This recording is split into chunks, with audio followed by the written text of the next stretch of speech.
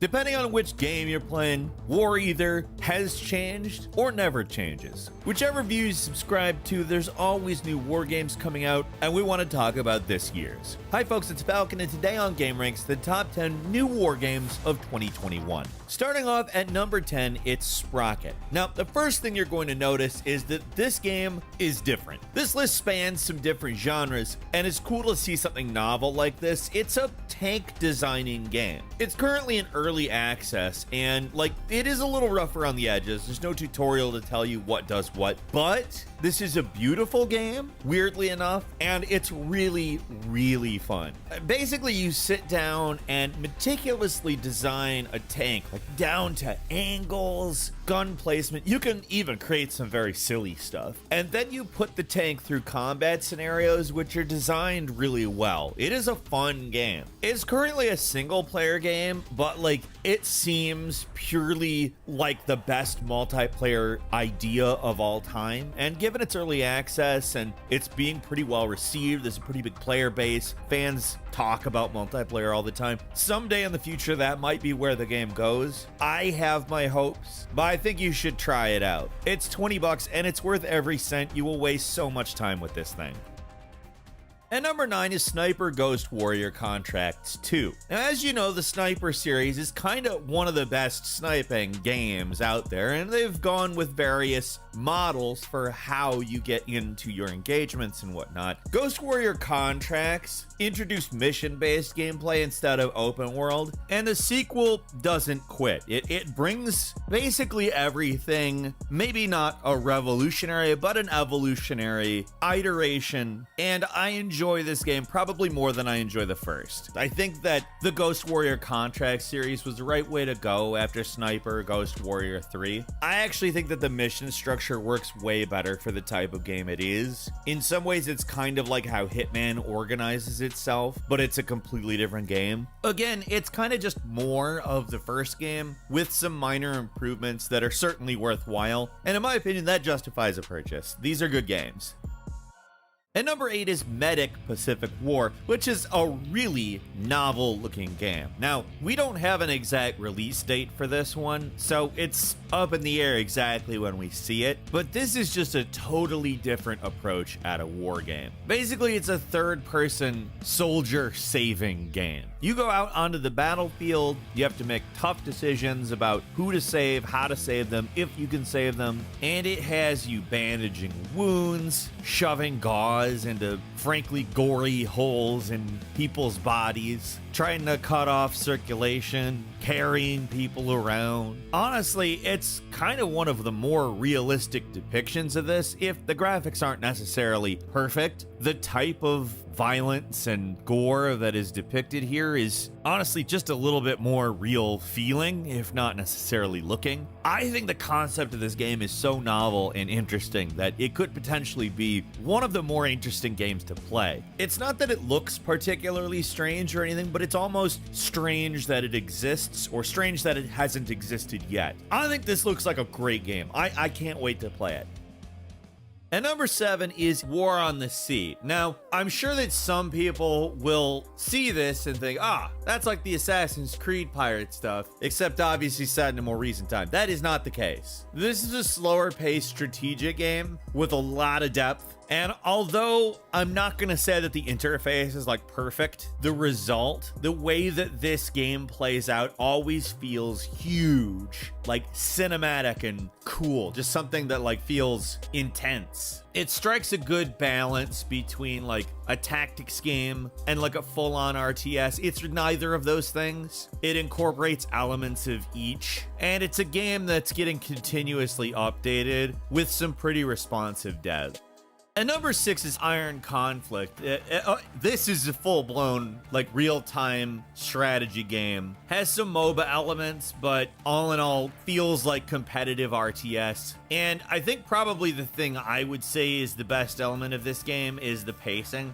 You'll notice a lot of Total War elements, but it never, feels like a copy of it. Basically, it's 10v10 matches where you control 3 units. That sounds pretty limited, but they really lean into a lot of the RTS stuff. Like I said, I would say it's more of like straightforward RTS than you'd expect. This one's still in early access, so it's not quite there in terms of where it's going to be when they release, but there's tons of potential in this, and it's a hell of a lot of fun.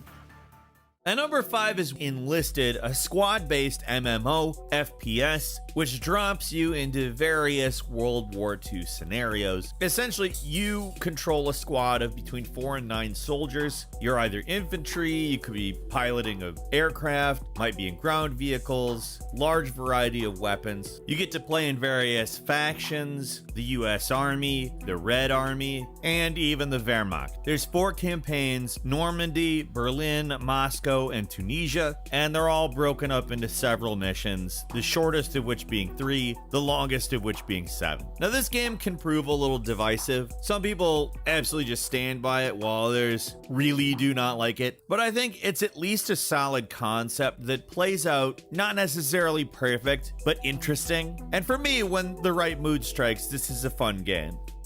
At number 4 is Hell Let Loose, which I don't want to get particularly competitive. Out of Enlisted and Hell Let Loose, this is the one that executes that concept better. There are certainly people who would probably argue against that point, but it takes a slightly different approach. It does a 50 versus 50 match, and the way that it has everything set up, I feel like kinda is better. There's 2 modes, Warfare and Offensive. Warfare is kind of like old school Star Wars Battlefront, in that the point is to gain control of all of the sectors. In the other mode, Offensive, one team starts in control of all sectors, and the other team has to try to take it. And it's not one-to-one with Star Wars Battlefront back in the day. It just reminds me of that in some respects, and I really enjoy that setup. But on top of all that, I do mean literally on top of it, there's an RTS-inspired resource strategic metagame on top of it, and it adds a completely different layer to the whole thing. I would say it's a pretty different game than Enlisted in a lot of ways, but it's kind of the same cell, if that makes sense, and I'd rather be playing Hell Let Loose. And number 3 is Halo Infinite. Now, this is a game that I don't think anybody needs to be told is on its way. Halo is one of the biggest franchises in gaming, period. And it was supposed to come out last year. They delayed it because there was a lot of kind of infamous unfair criticism of how the game looked. It didn't look as good as it could, but it was also clearly meant to evoke remembering the original Halo. They've apparently done a lot of work on the game. What I'm particularly interested in personally is just how well the whole campaign works out. We know a lot about the multiplayer in this one. It's free to play. Apparently it's mainly cosmetics and stuff that's going to be in play with that type of mechanic, so that's fun. Also, I like that you're going to be able to play Halo multiplayer with anybody else who wants to play it, and it's also going to be on Xbox Game Pass day 1. So, I mean, what else is there to say? It's the next big Halo. At number 2 is Call of Duty Vanguard, which is billing itself as the best World War II game. That's a pretty big brag, especially since it's not out yet. Basically, it's about the beginning of the Special Forces to deal with end of and post World War II threats. It's interesting because it looks like they're really trying to tell a wide-ranging story with different perspectives in the single-player campaign, and you're gonna see like people who are inspired by some real-life people, like Lieutenant Paulina Petrova, who is based on the Soviet sniper Lyudmila Pavlichenko, more popularly known as Lady Death. I mean, if I'm honest, it kind of sounds like one of the better versions of what it could be. Obviously, we've seen a million Call of Duty games at this point, so it's really the execution. In terms of the idea, I think I'm on board. And who doesn't want to play another zombies campaign, honestly? I always do. And finally, at number 1 is Battlefield 2042. And that was a really limited beta of Battlefield 2042 to gauge reaction and do some bug testing, which apparently a lot of these bugs were a big problem for some players, and DICE has already said that they fixed them, but there's kind of a split opinion on Battlefield 2042. Obviously, nobody's been able to play through the entirety of what will be offered, and I'll say I didn't personally get to be able to play that beta, so I am just commenting on what I've heard from other folks. I know one person who absolutely loved it. I know one person who hated it. And for me, like, obviously it looks like there's plenty of potential. It's a Battlefield game, and there's always like a period of time where the Battlefield fandom is kind of skeptical of the current game, even when it's out. So ultimately, like, we're kind of just waiting to gauge it. I hope that it's better than I have heard it described to me, and in truth, it looks like it could be, but we'll see. Obviously, I am always cautiously optimistic for the franchise. It's ultimately been one that has delivered quality despite obvious missteps, so I've got hopes. Couple of bonuses as well. First one we're talking about is Humankind, a turn-based strategy game from Sega and Amplitude Studios. It's kind of a